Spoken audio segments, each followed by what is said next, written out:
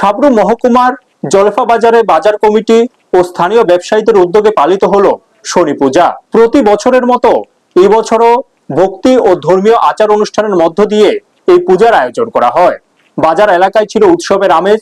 দূর দূরান্ত থেকে বহু ভক্ত পূজার অংশ নিতে ভিড় জমান। বিশেষ করে এলাকার মহিলাদের উপস্থিতি ছিল চোখে পড়ার মতো।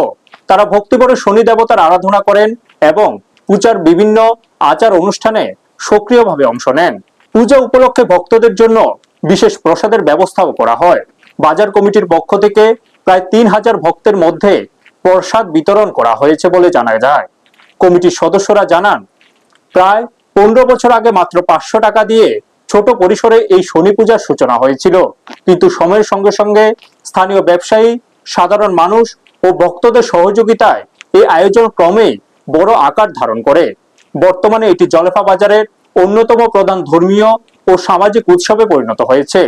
তারা আরো জানান, ভবিষ্যতেও সকলের সহযোগিতা ও আশীর্বাদে এই শনি পূজাকে আরো বৃহৎ আকারে আয়োজন করার পরিকল্পনা রয়েছে।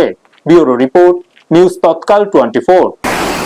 আমরা জলফা বাজার ব্যবসায়ী কমিটি বিগত 15 বছর পূর্বে এই শনি পূজার আমরা প্রথমে 500 লোক দিয়ে আমরা শুরু করেছিলাম।